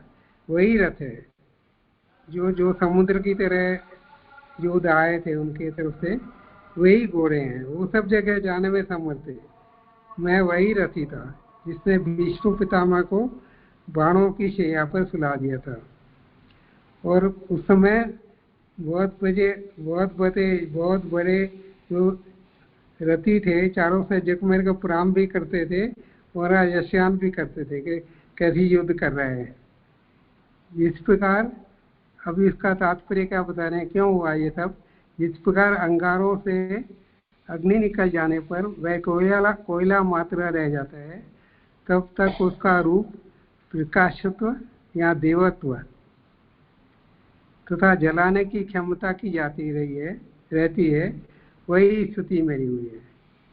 तो ये स्थिति क्यों हुई है, तो बता रहे हैं कि जैसे लौकिक उदाहरण दे रहे हैं कि जैसे अंगारे जला दी जाए और अग्नि बुझ जाए तो उससे क्या होगा, उसका देवत्व चला जाएगा, वो जलाने की जो क्षमता है वो भी नहीं हो पाएगी। तो उसी प्रकार ये सब जो गांडी धनुष है, वो बाण है, कुछ भी काप नहीं कर पाए, वही स्थिति मेरी हुई है। जब पूर्व में वर्णन के ईश्वर का उपयुक्त सामग्रियों में प्रवेश रहा, तब तक सारे कार्य सफल होते गए। जब प्रभु का प्रभाव था तभी से ये सब सामग्रियां विशेष बताई गई है, युद्ध में आए थे, सब सफल हो गए थे, उनके बदलते ही सब कुछ नष्ट हो गया है। महात्मा बता रहे हैं प्रभु का कि यहाँ पे ये जो कुछ कार्य हुआ है सब प्रभु के जगह से है, कि प्रभु के कारण ही हुआ है, मेरे कारण नहीं हुआ है। इस प्रकार अन्वय व्यतिरेक, अन्वय से भगवान का प्रवेश था, व्यतिरेक से जो भगवान उस पर निकल गए हैं, शक्ति निकल गई है। अब ये अन्वय व्यतिरेक से प्राप्त और अप्राप्त के वेग से सब कुछ भगवान ने ही किया था, यह सिद्ध हुआ। जब तक धनुष आदि सब में भगवान विराजते थे तब तक सब कार्य सिद्ध हुआ। इस बात का निश्चय उस समय तक नहीं हुआ था, अब उसमें भगवान से निकल गए, सबका स्वरूप ही दूसरा हो गया है। सब कुछ वही होते हुए भी जब प्रभु उस पर से निकल गए हैं, शक्ति उस पर से निकल गई है, तो उसका स्वरूप ही बदल गया है। क्योंकि अब धनुष आदि से भी कुछ भी काम नहीं होता। अब बाण को साधने की शक्ति में उसमें नहीं रही, अथवा भगवान की उसमें प्रसिद्धि थी, भगवान का उसमें सामर्थ्य था। भगवान का भाव होते ही भी वे धनुष आदि असत हो गए हैं। इसके मिथ्या हो जाने में लोक और वेद संबंधी दृष्टांत दिए गए हैं। आगे लो जय। हाँ करो। अभी इसमें 3 दृष्टांत दे रहे हैं। लोक संबंधी दृष्टांत में समय की वृत्ति और सेवा वृत्ति से 2 दृष्टांत दिए हैं। वेद संबंधी तो एक ही दृष्टांत दिया गया है। इस पर कुल 3 दृष्टांत दिए गए हैं। एक लोक संबंधी बताई है, लोक में 2 बताई है, एक वृत्ति और सेवा, और वेद संबंधी तो एक ही बताई है। इस प्रकार कुल 3 दृष्टांत दिए हैं। वसम में होम करना, यह श्रुति में कहा है। यह पूर्व में आहुति होमी जाती है तो यजमान मरता है। ये जय पंक्ति समझ में नहीं आई, ये श्रुति का क्या वाक्य है। जब पूर्व में आहुति होमी जाती है तो यजमान मरता है। जब दक्षिण की ओर दंडी भस्म में आहुति डाली जाए अथवा भस्म का समूह ले जाया जाए तो वह बुरी मानी जाती है। इस पर भस्म में होम लिखा है। जिस प्रकार भस्म में क्या होम बुरे प्रसंग में होता है, उसी प्रकार इसका जोड़ रहे हैं उसे। जिस प्रकार भस्म में क्या होम बुरे प्रसंग में होता है, उसी प्रकार दुष्ट ग्वालों पर धनुष का प्रयोग असफल हुआ। जो पहले हार के आए थे उसका वर्णन वापस रिपीट हो रहा है। उस प्रकार दुष्ट ग्वालों पर धनुष का प्रयोग असफल हुआ। वह न तो ईश्वर का आराधन हुआ न धर्म हुआ। यानी प्रभु का आराध्य में प्रभु सामर्थ्य निकल गई है, ऐसा बता रहे हैं। तो धर्म भी नहीं हुआ जो होम हो रहा है। फिर भी ये आप थोड़ा स्पष्ट कर दीजिएगा। लोक में यदि राजा आदि की आराधना की जाए तो उससे कार्य सिद्धि होती है। लोक से राजा लिया है तो प्रभु का भी लिया जा सकता है। जैसे तो आराधना प्रभु की तो आराधना करनी चाहिए थे, तो उससे सब कार्य सिद्ध हो सकते हैं। और यदि वह राजा कपटी हो, यानी ये जो आराधना की जाती है वो कपट भावना से की जाए तो पूर्णिमास के दान के समारोह का फल भी खोटा होता है, उसमें प्रभु कुछ भी फल नहीं देते हैं। ऐसा कर धनुष आदि में अदृष्ट देवताओं को असत फल देने वाला बताया है। ये थोड़ा ऊपर समूह भस्म वाला नहीं समझ में आया, जैसे आप समझाइएगा।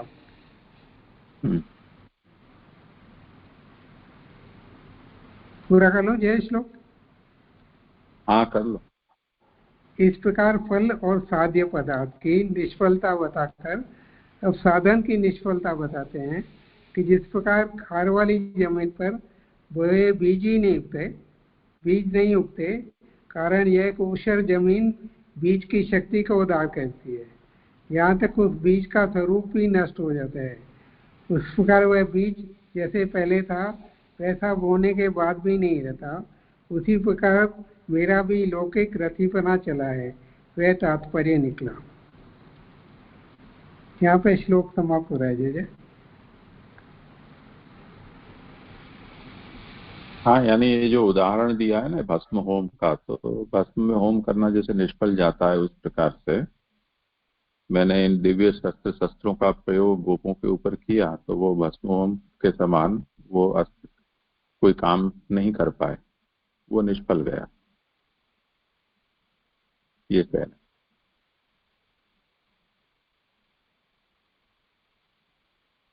और कुछ है? ये दूसरा जो आया ना कि यदि वे राजा कपटी हो तो कुलमास के दान के समान उनका फल भी खोटा होता है। तो ये हाँ, तो उड़द कुलमास का जो के दान है वो नहीं करना चाहिए, उड़द का दान है वो निष्फल जाता है। उस अच्छा, प्रकार से यदि राजा ऐसा हो, ठग हो, तो उसका आराधन भी सिद्धिदायक नहीं होता है।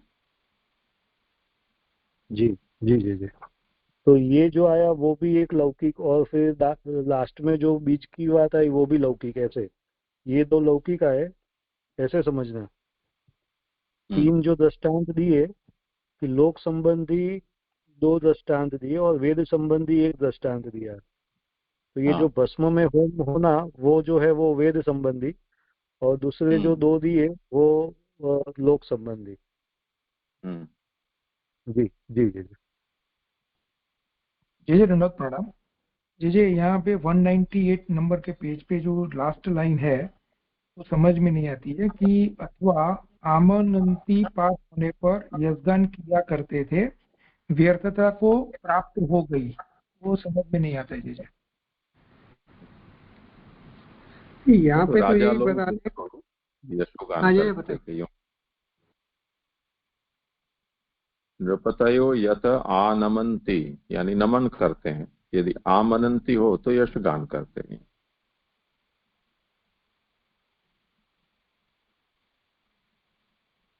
हो गया आपका विषय, श्लोक बाकी। जी, इसमें जो ये जो 2 बताए ना सेवा संबंधी से प्रभु से ले सकते हैं। जैसे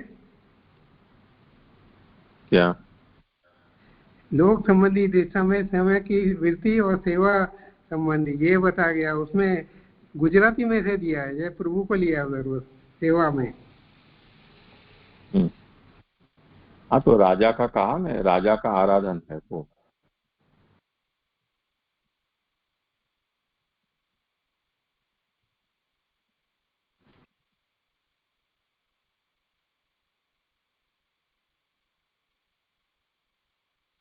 आपको सुनाई दिया? एक श्लोक और है। जिस प्रकार अर्जुन की अवस्था के लिए युधिष्ठिर ने पूछा, उसका उत्तर अर्जुन ने दिया, उसी प्रकार युधिष्ठिर ने यादवों की कुशलता के विषय में भी पूछा था, इसका उत्तर अब इस प्रकार दिया जाए। राजन पुष्टानाम सुहृदम न सुत परे विपुर शाप विमूढ़ानां निघ्नता मुष्टि विमर्थति वारुणम मधुरां पीत्वा मंदोन्मथित चेतसाम अजानता विना नो अन्य चतु पंचा विशेषतः। हे राजा युधिष्ठिर, द्वारकापुर में रहने वाले अपने संबंधियों के विषय में आप द्वारा पूछे गए, वह संबंधी ब्राह्मण के हिसाब से बहुत ही मूढ़ बने हुए, वारुणी मदरी का पान किए हुए, मत से मधु चित्त वाले, परस्पर मुक्का मार लड़ाई करते हुए, जैसे एक दूसरे को जानते ही न हो, इस प्रकार लड़ते लड़ते मृत्यु को प्राप्त हुए। यह 4-5 बाकी बचे हैं। अभी सुबोधी आ रही है। संबंधियों की कुशल युधिष्ठिर ने पूछी है। उसका उत्तर यह है कि उन्हें शाप लगा हुआ था, ब्राह्मण के शाप से वे मूढ़ हुए थे, अतः वह दूसरे स्थान पर जाकर परस्पर युद्ध करने लगे। इसका कारण यह था कि यादवों ने मदिरा का पान कर रखा था। अमृत के लिए जब समुद्र मनमंथ किया था तब मदिरा भी निकली थी, जो ताड़ आदि के वृक्षों में रहती है। इसलिए ताड़ आदि में से निकलने वाली मदिरा वारुणी कहलाती है। उस मदिरा के पान से वह यादों का विवेक जाता रहा। उनमें से मात्र 4-5 बचे हैं। 4 के साथ 5 होने से 9 रहे, अर्थात पृथ्वी, जल, वायु, तेज, आकाश, काल, दिशा, आत्मा और मन। इस प्रकार 9 द्रव्यों से शरीर का मिला जुला आकार बना है। इन यादवों के शरीर के संग्रात में 9 द्रव्य प्रवेश होकर रहते थे। उसमें से पृथ्वी, जल, तेज, वायु, आकाश ये परमाणुगत रूप से 5 द्रव्य रहे, और पृथ्वी 4 आदि द्रव्य जो स्थल रूप थे वे नष्ट होकर परमाणु बन गए हैं। इस प्रकार आकाश आदि 5 हृदय रहे हैं। यादवों में परस्पर स्नेह था, अतः मारण कार्य से बाधित था। जो परस्पर नष्ट क्यों करने लगे, तो ऐसी शंका किए जाने पर कहते हैं कि जैसे एक दूसरे को जानते ही नहीं थे। परस्पर न जाने का अभिप्राय यह, उन्हें मार देने का ज्ञान तो था, पर किसे मारना चाहिए यह ज्ञान नहीं था। यह बताने के लिए मुंह में इव अवयव दिया गया है। यही ये इसका मतलब ये हो गया, ये सभी मर गए, जो ये सब तत्व रह गए बस। जल, वायु, तेज, आकाश ये रह गए बस। यही हुआ ना जी। पूरा पढ़ लो, आप आ जाएगा। 9 जने बचे ऐसा कहा। हाँ जी। उसमें तो है, इनमें से 4-5 बचे हैं। 4 के साथ 5 होने से 9 रहे, अर्थात पृथ्वी, जल, वायु, तेज, आकाश, काल, दिशा, आत्मा और मन। इस प्रकार 9 द्रव्यों से शरीर का मिला जो आकर बना है। तो सब तत्व नष्ट हो गए हैं, जैसे ऐसे ही बता रहे हैं ना जी।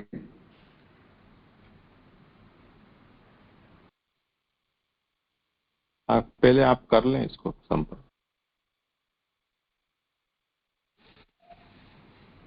यही है ना, 4-5 बचे हैं। उन यादों के शरीर पहले से आप इसको संगत में पढ़ लें, पूरा पढ़ लें, पहले हाँ पूरा जी पढ़ लें। हाँ कर लें। उन यादों के शरीरों से संगात में 9 द्रव्य प्रवेश होकर रहते थे। उसमें से पृथ्वी, जल, तेज, वायु और आकाश ये परमाणुगत रूप से 5 द्रव्य रहे हैं, और पृथ्वी आदि 4 द्रव्य जो स्थल रूप थे वे नष्ट होकर परमाणु बन गए हैं। इस प्रकार आकाश आदि 5 द्रव्य रहे हैं। यादवों में परस्पर स्नेह था, अतः वह मारण कार्य से बाधित था।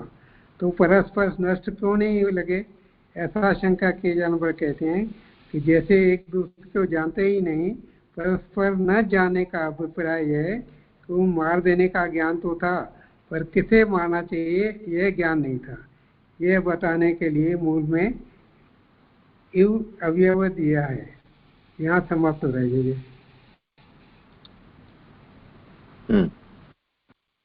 अब बोले क्या विषय है? यही द्रव्य सब नाश हो गए, तो इसका मतलब सब जो यादव से सब मर गए ना ये। हाँ 4-5 बचे।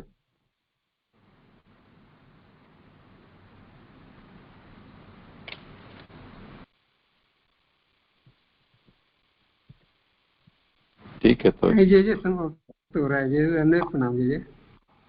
हाँ समय भी हुआ है।